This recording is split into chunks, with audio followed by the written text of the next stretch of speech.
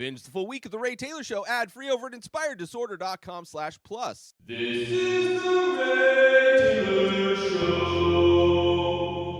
Swipe Up, episode 206 of the show, where I share my opinions on current events and makes people's heads explode.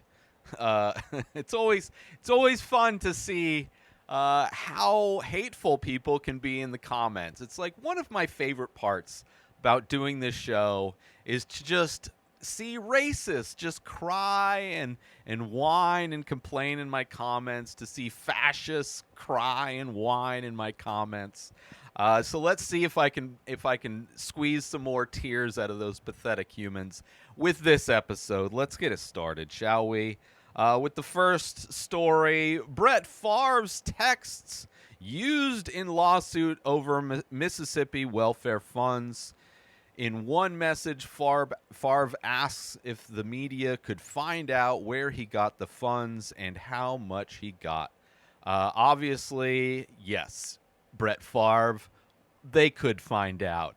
Now, thankfully, you're a millionaire, and it seems as though because you're a white millionaire, former NFL quarterback, that the media is really ignoring the story.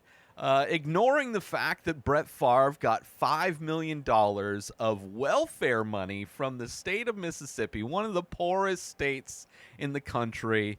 $5 million given to a privileged, wealthy, white former athlete to build a volleyball court for his daughter. And apparently the guy in Mississippi who runs or used to run the welfare department has already pled guilty. But yeah, I think Brett Favre needs to be treated like, imagine a scenario, right? Let's imagine a scenario real quick where a poor person, right? Somebody in need of money to survive, right? A poor person were to steal $5 million from a wealthy person, right? Somebody that probably wouldn't even notice $5 million. Like, they could lose $5 million in a day and they wouldn't stress about it. They wouldn't be worried about being homeless. They wouldn't be worried about how to feed their family. They wouldn't be worried about how to pay their bills. $5 million could go away, and they would be living the exact same lifestyle. Now, if a poor person were to steal $5 million from a wealthy person, the speed at which the poor person would be arrested, in prison, and the amount of time that person would be locked away would be astounding. The speed and efficiency at which the freedom of a poor person would be taken away because a wealthy person had money stolen from them. Now, that's how Brett Favre should be treated. Brett Favre should be treated like the poor person in that scenario, right? Who actually would be a life-changing to get $5 million, right? Would be life-saving for a poor person to get $5 million, right? They wouldn't be paying for their daughter's volleyball court with $5 million, right? They could probably live a life to where maybe on the weekends they go play volleyball, right? A sport that probably doesn't really cross the minds of a lot of people who are struggling to survive. From Brett Favre, who was a multimillionaire,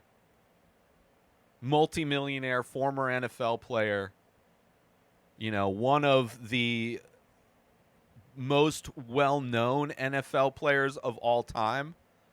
Brett Favre. You want to talk about a story that made me recontextualize There's Something About Mary, where Brett Favre plays a good guy? Well, guess what? He's not a good guy. He's an asshole, and he should be treated the same way a poor person would be treated if they had stolen $5 million from somebody that wouldn't notice $5 million being gone. But that's not what's happening. If anything, if anything, I doubt he sees jail time. He's probably going to be charged, community service, probation. I don't know. It's going to be like he's going to have a little red mark on his hand from how hard he gets slapped as a punishment. Because that's just the world we live in. We live in a world where wealthy people get away with committing crimes all of the time, stealing all of the time, misappropriation of funds, laundering money, stealing money, falsifying taxes, all the time. Get away with it regularly. Have zero problem stealing from the poorest people in the country. People who need money to survive in Mississippi had $5 million stolen by somebody who doesn't need the money to build a volleyball court for his daughter. An amazing volleyball court, I can imagine. $5 million. It's not like some beach volleyball court he was doing. It's probably like a stadium. It's like in addition to one of his houses. It is disgusting. And the media isn't blowing it up.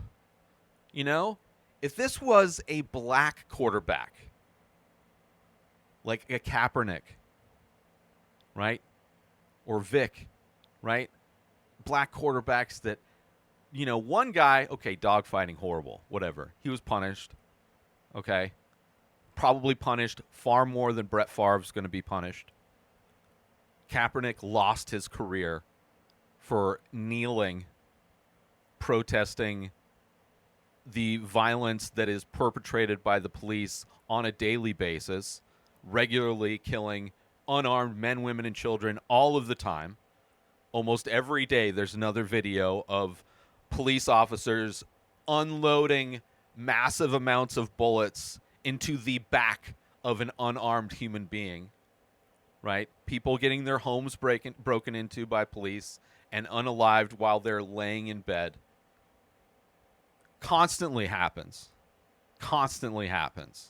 right? If Brett Favre was a black quarterback who was found to have stolen $5 million from the poorest people in the poorest state, it would be major news. ESPN would be running the story constantly. I never watched ESPN. I had a roommate that loved ESPN, and SportsCenter plays constantly throughout the day, and the stories don't change much. And you better believe when Tiger Woods had his little scandal, it was playing constantly. When Kobe Bryant had his scandal, it was playing constantly. But you have this white millionaire quarterback in Brett Favre, steals $5 million from the poorest people in the poorest state, and it's crickets. It's crickets. This isn't even, like, this post I found wasn't even a major news network. It's not like it should have been easy. There should have been a plethora of news posts on Instagram that I should have chosen from in order to talk about this story that happened this week. But I had to dig. And that's absurd. And just shows the type of country we live in, where there is a completely different set of rules for wealthy white dudes than there are for everybody else. And it's disgusting. And Brett Favre should be treated like a poor person who stole $5 million from a rich person. Because if that were to happen, this would be insanely different. He would not have any freedoms. His life would be fucked up forever. And this is going to be a speed bump on Brett Favre's career. A speed bump. It's ridiculous. So anyway, I don't even like football. Is stupid. It's people running into each other, causing brain damage to sell pizza and beer. It's like all commercials. Tried to get into football. When I lived in San Diego, I'm like, finally, I live in a city. There's a team here. At least when I lived in San Diego, there was a team in San Diego, the Chargers. It's like, yes, I'm going to be a Chargers fan. 2 years rooted for the Chargers. Guess what I found out? This is stupid.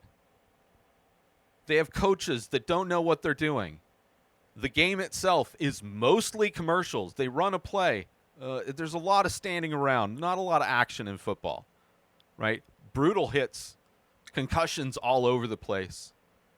But if I'm going to watch people get concussions, I'll watch MMA. At least that's action-packed.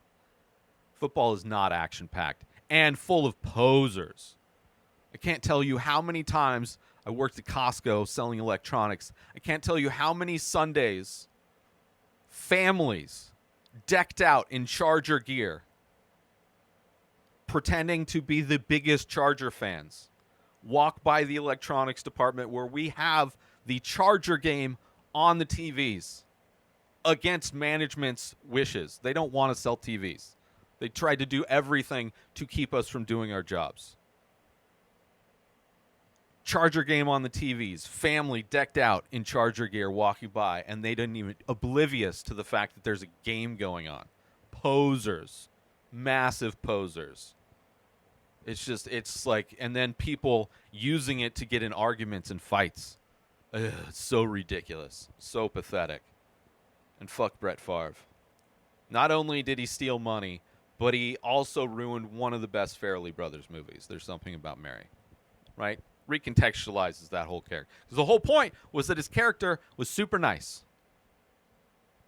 Not super nice. Let's move on. Let's take a little break from the show to promote. I have Inspired Disorder Plus. Would you feel good about donating $5 a month to an artist that you want to support? $5 a month is not much, less than a price of a cup of coffee at Starbucks. A lot of people would probably say, yeah, Inspired Disorder Plus, people can go, and for $5 a month or $50 for the year, you get access to all of the old podcasts that I've ever done, like 10 different podcasts, hundreds of podcast episodes. You also get access to like special deals. So if you do want to collect my artwork, you get discounts on stuff. Watch this show, binge the full week ad-free for $5 a month. Like, you get benefits for the $5 a month or $50 a year. So it's not like you're just donating $5. There's something, you get something for that. Would you feel good about donating $5 a month to an artist that you want to support? A lot of people would probably say, yeah. Head on over to inspireddisorder.com/plus and become an Inspired Disorder Plus member today. And now let's get back to the show. California workers won't have to worry about being fired or not hired for off-the-clock marijuana use.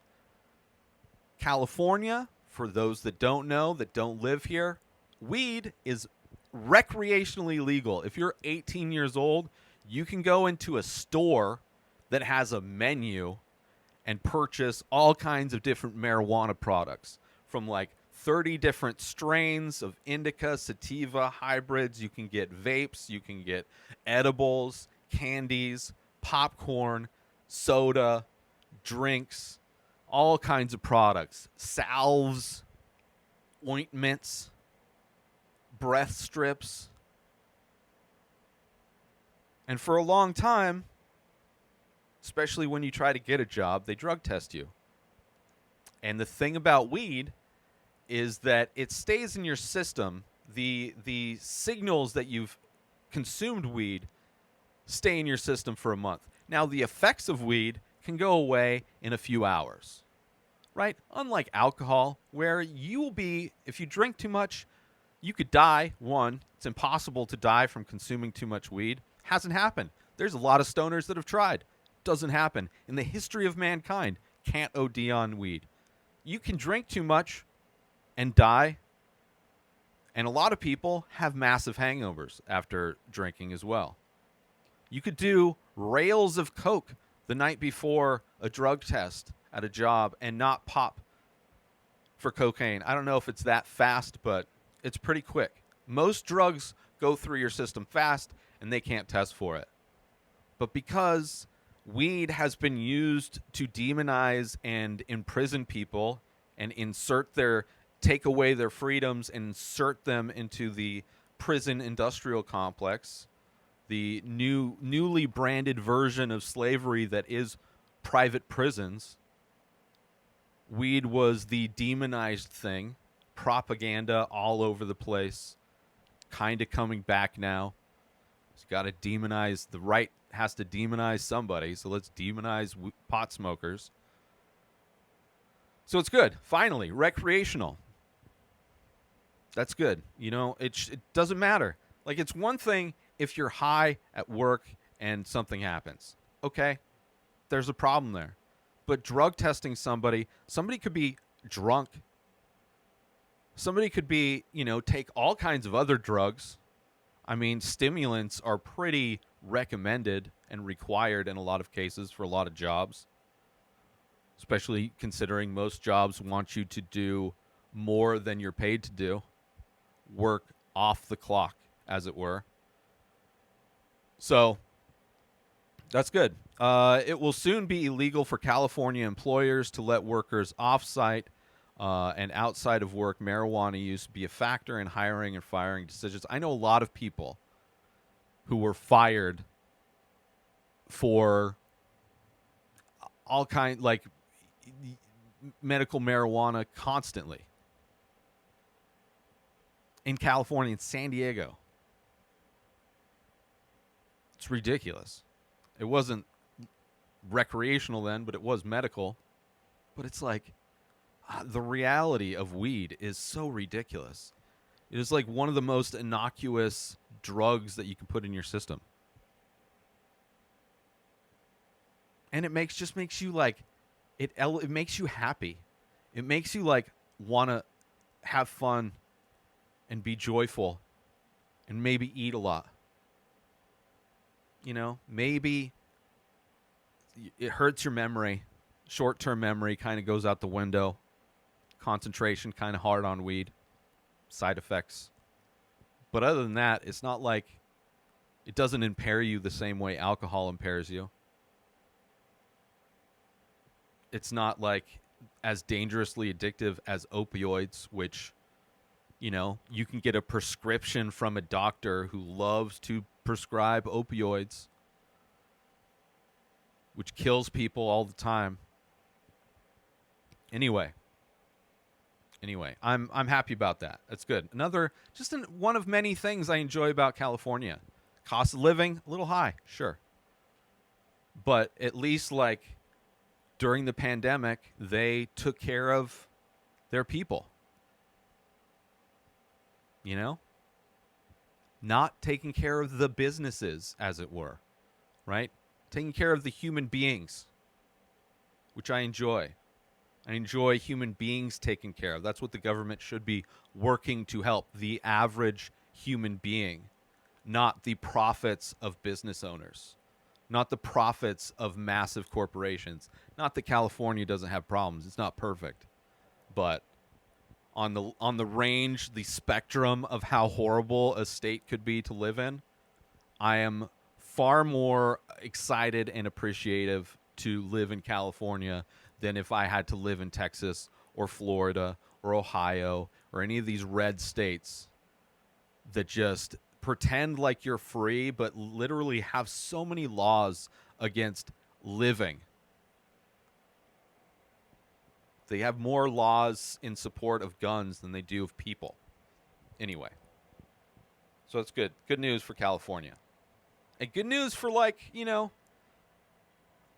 all those businesses. They don't have that excuse to just drug test somebody and it being an easy way to terminate somebody if you want. Because they smoke weed and they've smoked in the last month. It's a big window. Let's move on. Let's move on to somebody that was kind of a pioneer of a major trend and a major movement during the pandemic, that being the trend of Karens being exposed. And I want to say this woman feels like the first Karen to be exposed. And there's an update with her situation. Woman who called 911 on a black birdwatcher loses wrongful termination suit. Amy Cooper, woman who called 911 on a black birdwatcher in Central Park in 2020, has lost the lawsuit in which she claims her former employer unjustly fired her. Cooper alleged that her employer had discriminated against her based on race and gender, as well as defamed her. Now, for those that don't remember or don't recognize the photo, she is the woman who was wearing a mask, obviously, early pandemic, and the black bird watcher was filming her. She was walking her dog, And there's something specific about her and her dog was that she was choking the fuck out of her dog. She was choking the life out of the dog while calling 911, falsely accusing, making up fraudulent stories and accusations against this person of color who is out watching birds. The nerdiest thing you could be doing in a park. Comes across a Karen who's literally trying to use race and fabricating stories to try and get this innocent person locked up unjustly. But because we live in a day of technology, he was recording and exposed that he wasn't doing anything, that she was just an insane racist white woman, and exposed a situation that is probably responsible for a cubic fuck ton of black men in prison, because white men and women, we found out both genders of the pale complexion, have the go-to of calling the cops and making up, fabricating a story in order to get somebody locked up who has more melanin in their skin than they do. And since police, we already know police love to lie about things. Anytime they shoot somebody, all they have to say was, I think he had a gun. And, they're fine. If there's an object around a dead person that was unalived by the police, all the cops have to do is say, I thought that thing was a gun and they were holding it, and I swear they were going to shoot me. I was afraid for my life, even though being a police officer isn't even close to the most dangerous job I can have. Being a delivery driver is far more dangerous to my existence on this planet than being a police officer is. So I had to unalive a guy because I saw a lighter, a vape cartridge, a remote control. So yeah, she lost her lawsuit, which is comical that she used race. I could see gender, sure, she's a woman, okay. But, we saw you. We saw not only are you a horrible person for the fact that you called the police and lied about a situation in order to try and get a black person arrested for whatever reason. You had zero reason to want somebody aside from the fact that you are racist and you just don't think anybody should have rights that isn't white, right? That their existence itself is illegal. So you call the police to fabricate a reason for them to take the freedoms of that person away who you don't deem to be as worthy of life and freedom as you are. Not only are you an asshole and a piece of shit for doing that, but you're also choking the fuck out of your dog. Like, you don't even care about your own pet. And for all the dog owners and dog lovers of the world to watch this Karen choke the life out of her dog while trying to get an innocent black person locked away for falsifying shit. It's like you have layers of horribleness. You are a bad person from many different perspectives. At least she was wearing a mask. On some level, she was... maybe it was just for her own personal protection, but she was at least wearing a mask, I guess. Like a mild, and seems like a N95 mask, right? So there, some level of compassion exists within you. You weren't one of the people who were crying about having to wear a mask in order to protect your neighbor for some reason. But you had no problem lying to the police, trying to get somebody's freedom taken away, to try and ruin somebody's life because you felt like it. And then on top of that, you choke the fuck out of your dog. You're just a horrible, disgusting person. But an interesting update. Because it really felt like there was, like after that video, there was a lot. Like the Karen movement was in full effect. And it was one of the biggest forms of entertainment during the pandemic to see all of these Karens, women and men, be exposed for just being the most disgusting grown adults acting like spoiled children. Completely exposed. Let's take a little break from the show to promote The Many Faces. That's right, I am also an artist. I do ink paintings on paper of abstract faces. A new face, a new painting gets released every single day over at inspireddisorder.com. So head on over to my website to purchase original artwork directly from the artist.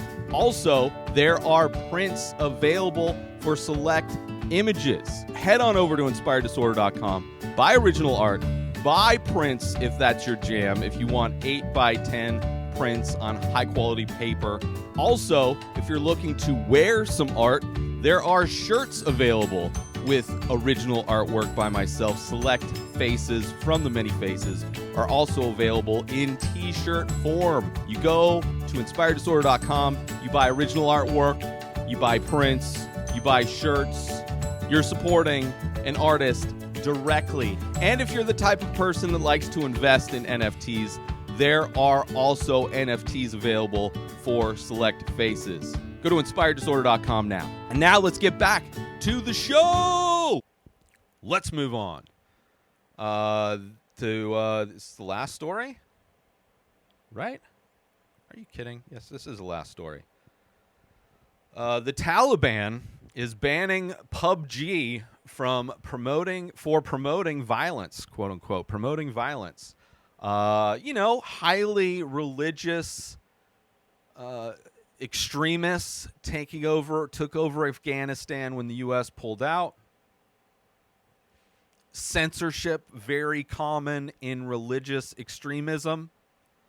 We see shades of that exact same thing in the United States, in very red states where it's very much Christian nationalists really feeling empowered and becoming fascist governments, removing works of literature, school books, censoring the existence of the existence of gay people at all.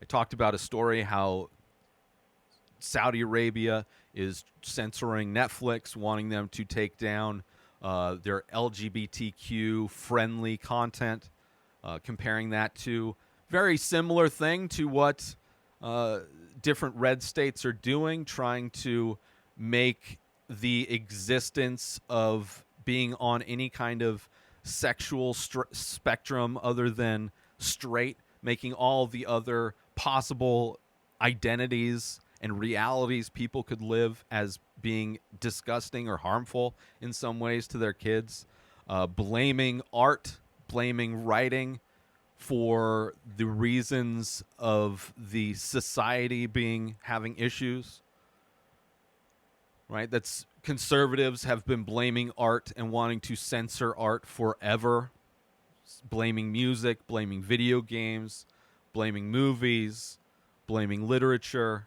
Throughout time, conservatives have blamed art for the downfalls of society, for crime, for behaviors, versus art being an expression of life, right? The life imitating art, art imitating life argument, chicken or the egg argument.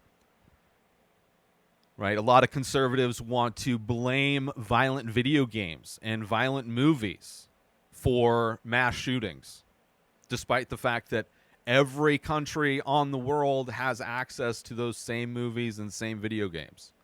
And a lot of times, like Japan, way more violent, like hyper violent in some situations, in some countries. And the reason why they don't have the issues we have with mass shootings is because we protect guns and gun manufacturers more than anything in this country. As if God himself bestowed humans with the ability to carry and fire a gun. As if it's God's will to own a gun. Having access to a tool that makes the most pathetic humans capable of the most disgusting things. That's the problem. The access to tools specifically designed to end life effortlessly. So people are using those tools because they are designed for the act that they want to perform. That's why those tools are being used. And then they want to blame stuff like this. So seeing the Taliban, which is kind of ironic in both situations, because in America, you had January 6th, where we saw conservatives be violent. And they want to blame the violent acts that happened during the Black Lives Matter protests on the left. Meanwhile, the people found to have vandalized and burned down and caused destruction during those protests were all right-wing people who were associated with groups like the Proud Boys and the Boogaloo Boys and all the right-wing hate groups. Right? They took an opportunity to cause destruction, to try and blame a thing on what was a peaceful protest, where people were getting beat up and shot and in some cases killed by police during protests against police violence. So it's ironic. I mean, it's like a duh. This is what like, if America becomes a Christian nationalist country, they install Trump as a dictator, which they would love to do. This would 100% be a thing that they would do. They would go through and start labeling and making things that they disagree with illegal. Pointing the finger at those things as the reason for societal problems, not poverty, which is really the major cause of most crime, is poverty. But they want to censor art because they only want the one and only book that they want people to read and narrative they want people to be brainwashed and indoctrinated into is whatever version of the Bible that they worship and whatever passages in the Bible they choose to use to justify their behaviors. So the Taliban banning PUBG, not much different. Not much different than, than the conservatives pulling history books off the shelf because they talk about, the Nazis being bad or slavery being bad. Like actually teaching actual history or acknowledging that there's a spectrum of sexual preferences other than straight. There are people that live an infinite amount of different types of lifestyles that they don't agree with and don't think should be exposed to anybody. But they sell it as we're protecting the kids, which is just, it's bullshit. They're just mad that they can't brainwash their kids and indoctrinate their kids into the same bullshit that they worship and believe and are brainwashed into. They want to pass that trauma down to their kids.